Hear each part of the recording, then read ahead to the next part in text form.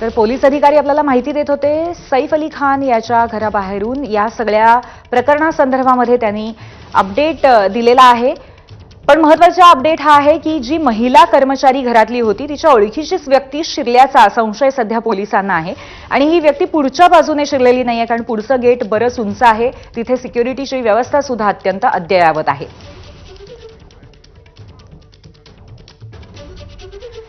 सैफ अली खानवरती चाकू हल्ला झाला, नेमकं काय घडलं आपण ग्राफिक्सच्या माध्यमातून बघतोय। सैफ अली खानच्या घरी चोर शिरल्याची सुरुवातीला महिला कर्मचाऱ्यानं हे पाहिलं। आरोपीने कर्मचारी महिलेच्या हातावरती चाकूने वार केले। महिला कर्मचाऱ्याने आरडाओरडा केला। महिला कर्मचाऱ्याचा ओरडा ऐकून सैफ मदतीला धावला। अज्ञाताच्या हाती चाकू आणि जखमी महिला कर्मचारी पाहून सैफ मदतीला धावला। सैफ आणि आरोपी यांच्यात झटापट झाली। आरोपीने हातातील चाकूने सैफवरती 6 वार करत पळ काढला।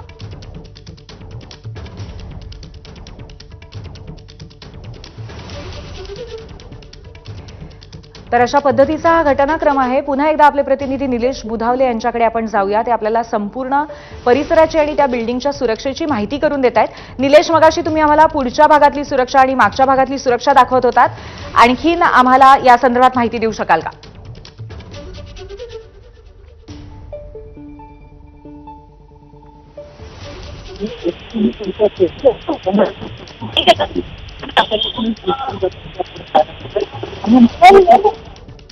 मागच्या गेटनं कुणीही आतमध्ये जाऊ शकत नाही। दुसरी बाब अशी आहे की समोर जी भिंत आहे त्या भिंतीवरून संबंधित व्यक्ती आत आला असावा अशा पद्धतीचा एक संशय व्यक्त केला जातोय, कारण शेजारी असणारी जी बिल्डिंग आहे ती बिल्डिंग आणि ही सैफ अली खान यांच्या निवासस्थानाची बिल्डिंग यांच्यामध्ये असणारी जी भिंत आहे ती खूप मोठी भिंत नाही आहे। समोर पोलिसांची टीम जी आहे ती हीच बाब सातत्यानं तपासताना आपल्याला पाहायला मिळतात। सैफ अली खान यांच्या निवासस्थानाच्या बरोबर मागच्या बाजूलाच आणखीन एक बिल्डिंग आहे, ज्या बिल्डिंगमध्ये खूप सारे सीसीटीव्ही फुटेजेस पोलिसांना चेक केल्याचं आपल्याला पाहायला मिळालं। काही डेटा जो आहे तो त्या ठिकाणाहून पोलिसांना कलेक्ट केल्याचं देखील आपण मगाशी आपल्या व्हिज्युअल्समध्ये आपल्याला पाहायला मिळालं होतं। पोलिसांच्या 6 टीम सध्या काम करत आहेत।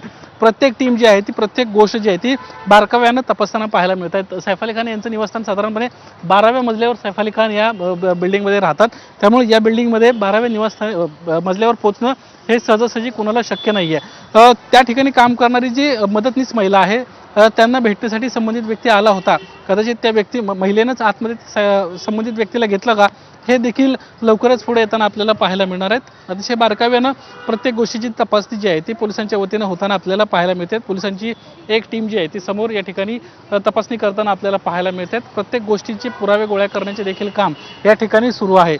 मागच्या बिल्डिंगमध्ये 10 जणांची पोलिसांची तपासणी ते करताना पाहायला मिळत होते। आपण पाहिलं की बिल्डिंगच्या सुरुवातीपासून शेवटपर्यंत अनेक सीसीटीव्ही आहेत, त्या सीसीटीव्हीचं सर्व जे रेकॉर्ड आहेत ते पोलिसांना पहिलं ताब्यात घेतलेलं आहे आणि ते तपासल्यानंतर नेमका व्यक्ती आतमध्ये घुसणारा कोण होता याची देखील माहिती मिळू शकते, अशी एक शक्यता वर्तवण्यात येते आहे। समोरची आणि मागच्या आपण बाजू पाहिली, समोरच्या बाजूने देखील आज जाणं सोपं नाहीये आणि मागच्या बाजूने देखील आज जाणं तितकंसं सोपं नाहीये। त्यामुळं आता नेमके या प्रकरणामध्ये हा संबंधित व्यक्ती आत गेला कसा ही देखील बाब आता पोलीस संबंधित आत काम करणारे जे कर्मचारी आहेत त्यांच्या तपासातून त्यांच्याशी चर्चा करून या ठिकाणी माहिती गोळा करतील, अशी एक शक्यता वर्तवण्यात येते। आणखीन एक आपण व्हिज्युअल्स या ठिकाणी पाहणार आहोत।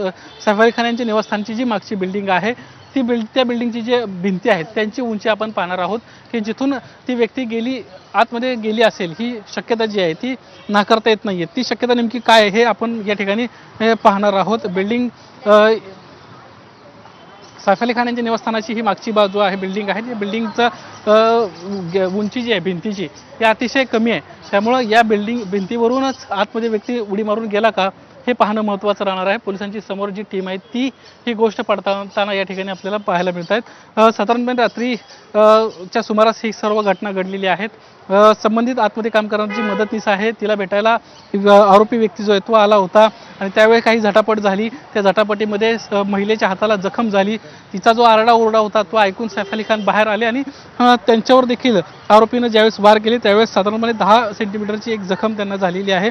ऑपरेशन रात्री जरी पूर्ण झालं असलं तरी ज्या वस्तूनं त्यांना वार करण्यात आला होता त्याचा एक तुकडा देखील अडकला होता अशी देखील माहिती डॉक्टरांच्या वतीने देण्यात आलेली आहे.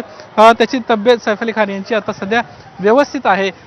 करीना कपूर देखील त्यांच्यासोबत रुग्णालयामध्ये आहेत. लीलावती रुग्णालय अगदी या ठिकाणाहून साधारण 1.5-2 किलोमीटरच्या परिसरात आहे. त्याच ठिकाणी सैफ अली खान यांच्यावर उपचार सुरू असल्याचं पाहायला मिळत आहेत. समोर ज्या पद्धतीने आपण सांगत होतो पूर्वी की बिल्डिंगचे जे भिंती आहेत त्याची तपासणी आणि बिल्डिंगच्या मागच्या बाजूने वरती व्यक्ती जाऊच कसा शकतो याची शक्यता जी आहे ती या ठिकाणी पोलीस पडताळताना आपल्याला अजून एक पाहायला मिळत आहेत.